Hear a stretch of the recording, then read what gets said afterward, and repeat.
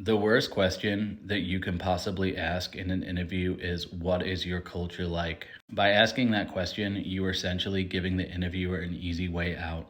Most people are going to say, we have a great culture. And then they'll say things like, we promote from within, we treat people like family, everybody has a great work life balance. Instead, you want to identify what makes a good culture to you. That could be things like work life balance, it could be things like giving back to the community, it could be things like what this company is doing to make good in the world, it could be team dynamics. Then you need to ask questions around this. So, for example, for work-life balance, if you really care about work-life balance, you could ask the manager, hey, how often is your team taken off? Or how's the schedule when it comes to PTO?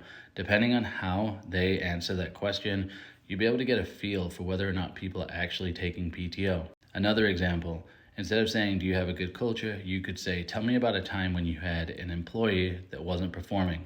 How did you handle that? What is the process?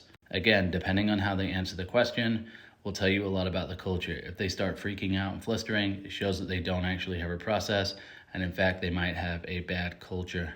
Asking what's the culture like is a terrible question, but looking at the situations that matter to you and asking questions around that is a much smarter way to do it.